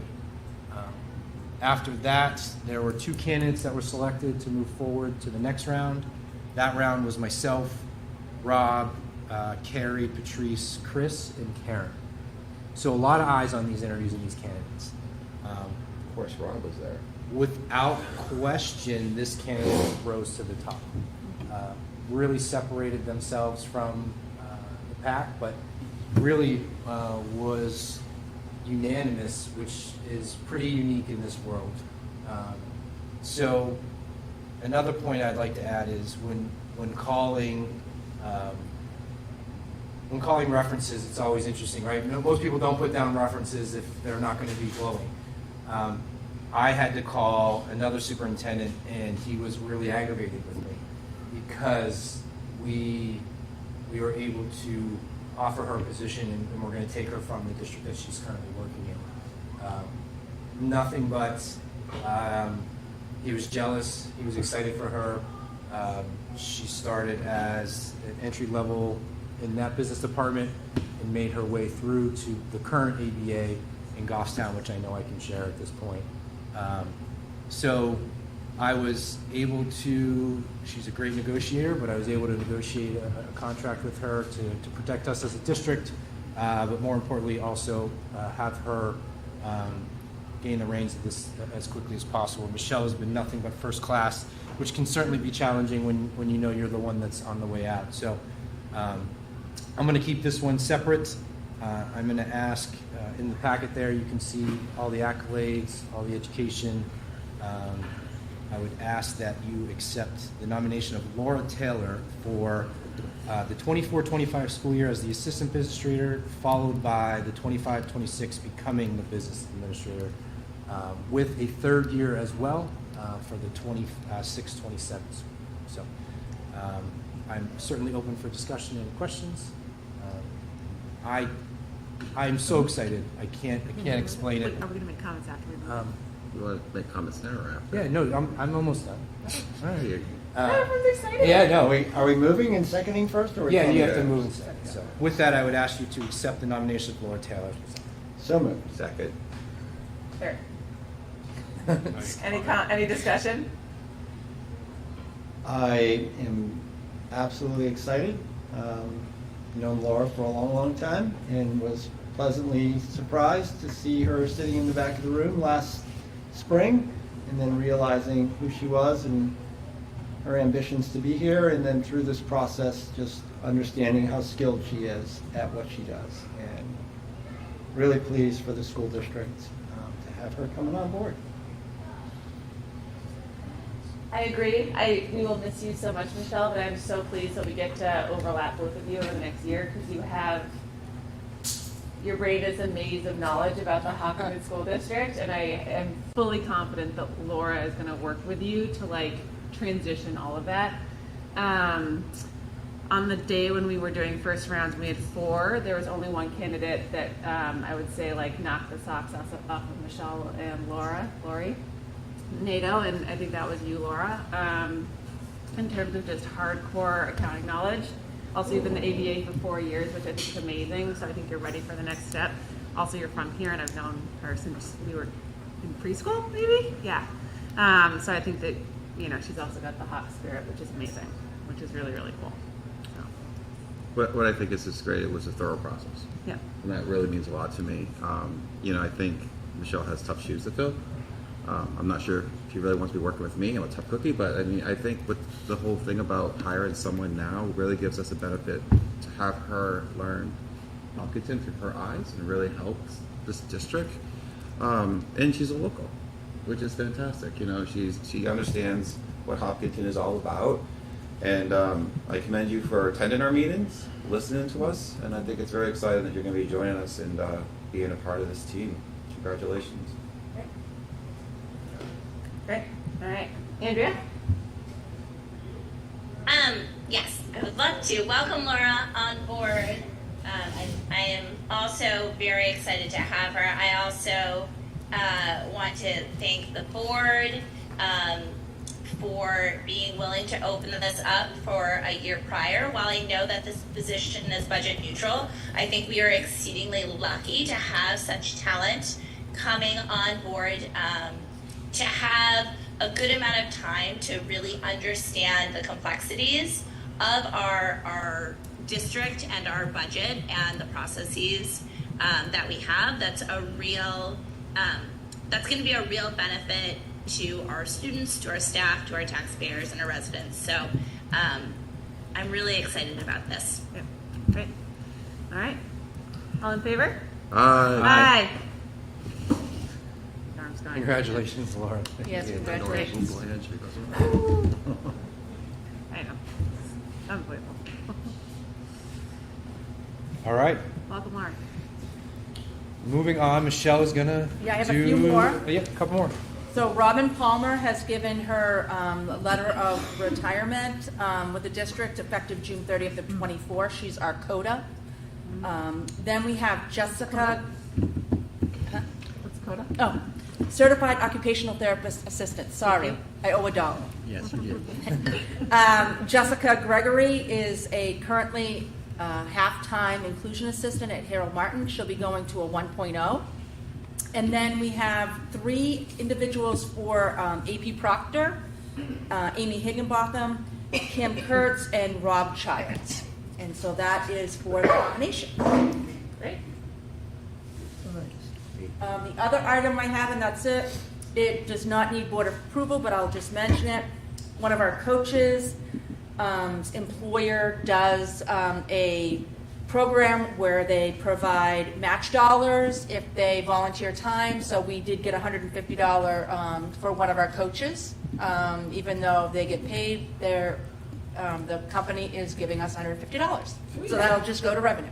Amazing. Yeah. Thank you. That's it. Cool. That's it? That's it. All right, moving on to superintendent's report. Quickly, I want to touch upon the safety and security grants that Jim mentioned.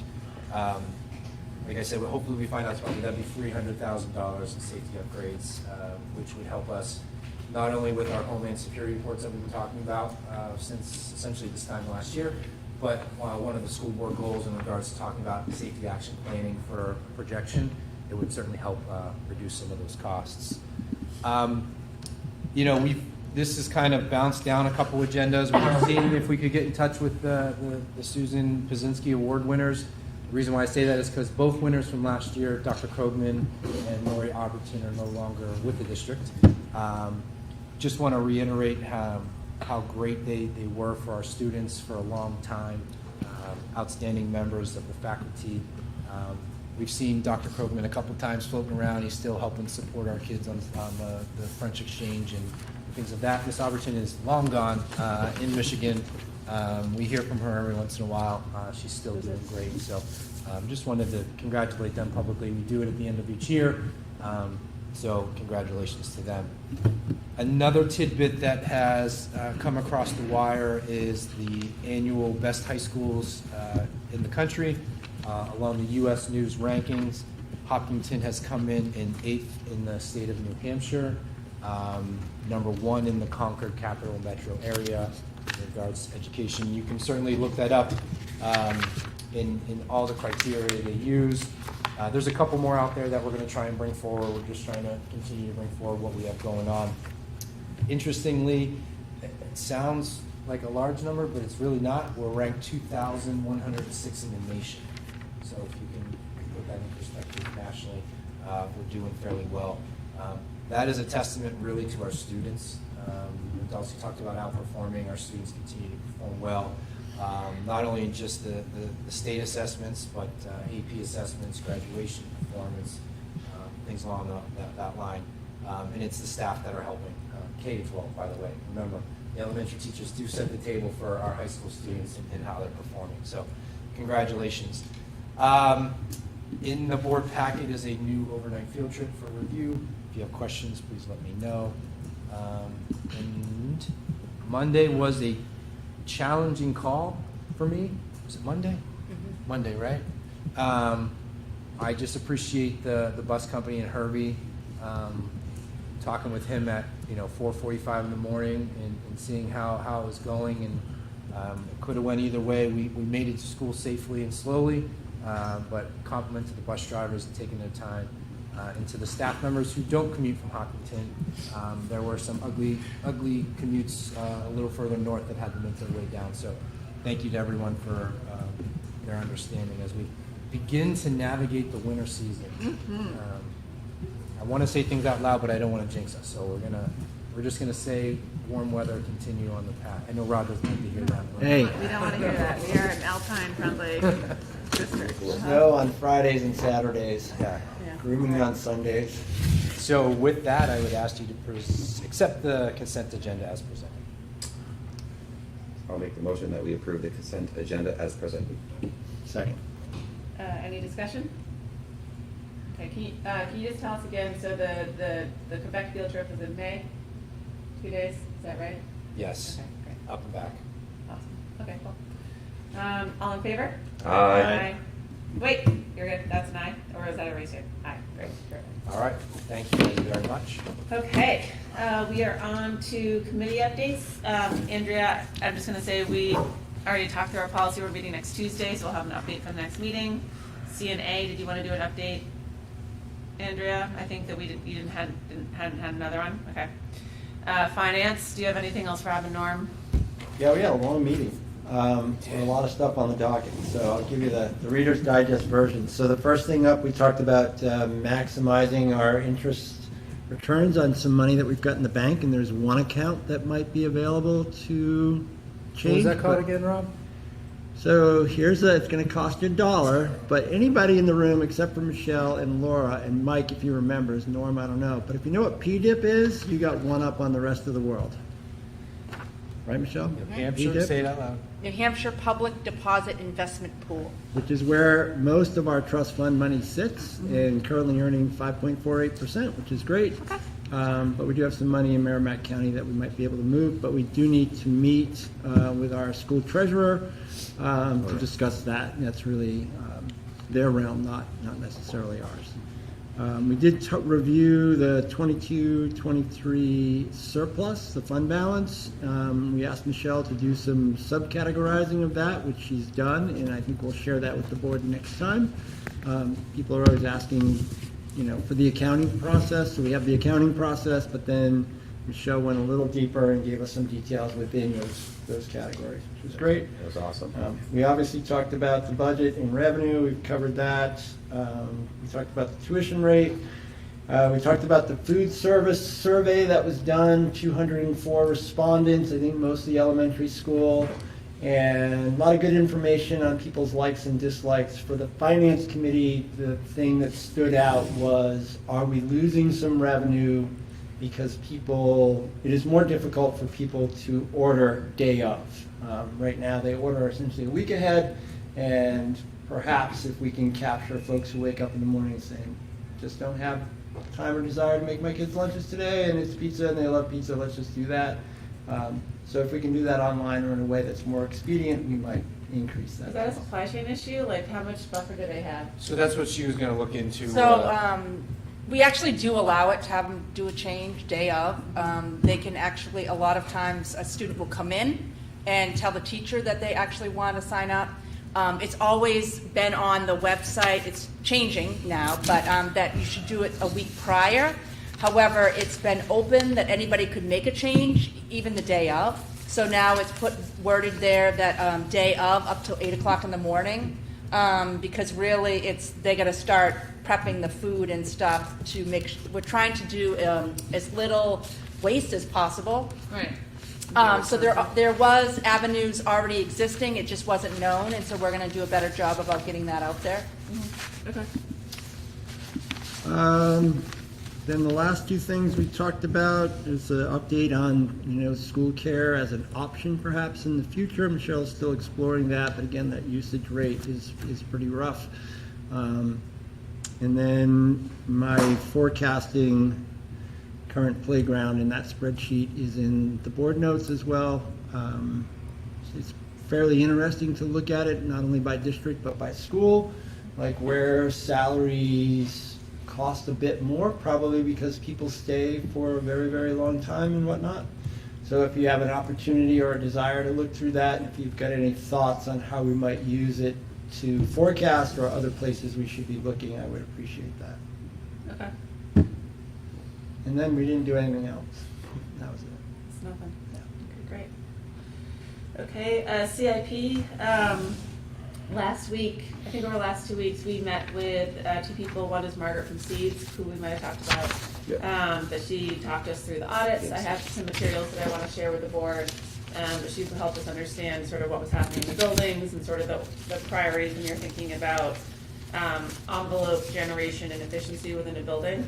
And then Bill Newell from Newell and Crowther came in to talk to us about how we might think about envelope work and remediation, especially in some of the really older parts of the building, like this wing here at Maple, and there's one original part at Herald. But furthermore, how we might think about modeling to understand what the ROI and payback periods would be for any investments that we make across any of the work that we do. So that was really helpful. And we are collapsing, I think, towards like a pretty good understanding of how we might want to approach work. And we're hoping to have something to present to you on the 19th, which is pretty jazzy. Did you get it all, Flo? Of course. Well, yes. Did you get involved? Yeah. Well, do you have anything you want to add? Did I get involved? Yeah. No, I in said, the EMC discussion. did Dulcie get it all? Did she miss anything? Oh, Oh, yeah, yeah. that's all of it. But you said it was CIP, but it's not interesting. That was EMC. Yeah. Thank you. Excuse me. Thank you. Yeah. Always listening. Sorry. Yeah. No. Phone call. I caught it today. I was gonna let you just keep going. Okay. Safety. We haven't met. Okay. CIP And- meets this next week. CIP's next. Safety meets in January. They're doing their building, They're working on their Right. work their groups. building analysis. Right, so that's what it was. Then budget. Anything? No, you've got the He training meets tomorrow. this week, yeah. Yeah. Training, Tomorrow. they're. Tomorrow's a training, a couple people from the Municipal Association coming to talk about kind of like what we do with our school board trainings. Yeah. It's great. So, Super good. Great. So happy about that. Awesome. Cool. Okay. I think that concludes, and we're going to move to our second public comment period. Again, as a reminder, we ask that if you come up, state your name and address, and keep your comments to 3 minutes.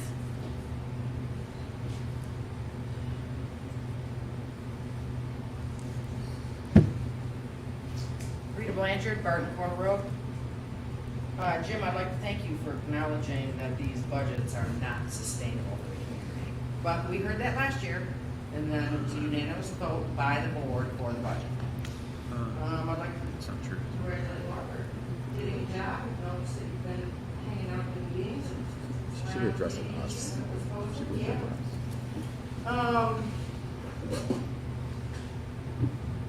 The 96% of the budget increase on the benefits leads me to believe that maybe we should allow for a teacher strike here at the SAU. And somebody's got to negotiate less expensive benefits. That's just blowing my mind. Also, you made a comment about there being single town SAUs. How many single town SAUs are in New Hampshire? Do we know? I'm just curious. I mean, I just want to look it up. And Mike, you said we're 8 in the state, I believe. According to the one publication, yes. What is the one, that's what it's called, one publication? Nope, the US News is what I cited. Oh, I thought you said in addition to the US News. All right. And I have another question, and then I'll be done.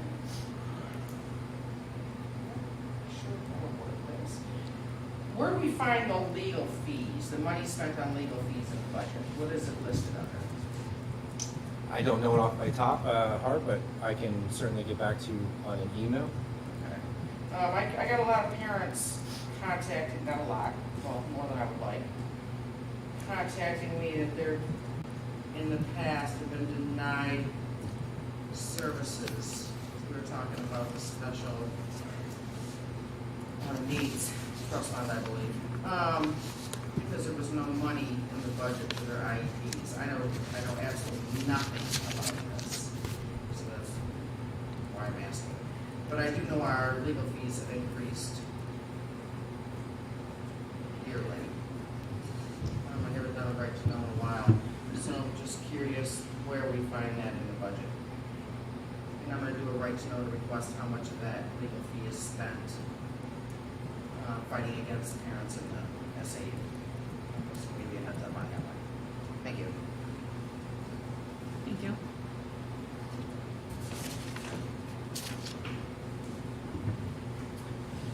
Lauren Clement, 86 Maple Street. Couple of comments. Food service was over budgeted last year. We haven't heard any updates on that. There's a public hearing listed on the bottom of the agenda that's been posted. I think there was mention of it last meeting on the 19th, and I'm wondering why there's no information on what that is at this point. I don't know why you're dragging it out if you already know you have a public hearing on the 19th, which is not a convenient time for the public to show up, but nonetheless, it'd be nice to know what that public hearing's about. Haven't heard anything about the remainder of the ESSER fund expenditures or where they're going to play into this budget. But going back to stipends and Schedule B, there's a lot of items on the stipends there. It's a very confusing chart that's on the district website. There's stuff like bass fishing and how much stipend will be for that. We clearly don't have bass fishing anymore, so it's pretty hard to look down the list and see what's being used this year, what's not being used. Also in the HEA contract, under summer work, there's stipends for curriculum development. I don't know if that's still a thing now that we have a full-time curriculum director and whether they're the ones working on that. So that's a confusing element of teacher stipends and salaries. Going back to the HEA contract from 3 years ago when you guys did estimates for the increases on the salaries or projections and what the cost of the healthcare were going to be, I'd be interested in pulling that number back up and then looking 3 years later what these actual numbers are, because I think they're were underestimated at the time. I'm not 100% sure, but when you're promoting supporting our teachers, which I'm fine with, it'd be nice if those estimates came in a little closer. When you talk about deferred maintenance and this being, we're going to get behind, at the end of last year, we had surplus money we had to spend down. We bought stuff for the kitchen, took down trees, bought blinds, so there's other stuff being furnished, and then if you go look through your budget sheets, it's very confusing line by line. There's a lot of general supplies and a lot of maintenance in there, and I don't know where all that gets applied. It's pretty tricky to understand. Those are my comments. Okay. Any other comments? All right. And we have any other business, old business? Great. Okay. We do have a need for a non-public under RSA 91A:3(a). Trying to copy you, Jim O'Brien. Personnel. Thank you. And what's the language that I use? We will be going into non-public, and then there will be no business after the non-public. So we will adjourn. Is that correct? You got it. Okay. Excellent. We need to have a voice vote. I'll make a motion to go in the non-public. I'll second. A for personnel. I'll second. Yep. And then that's the voice vote. Yep. Mayor, yes.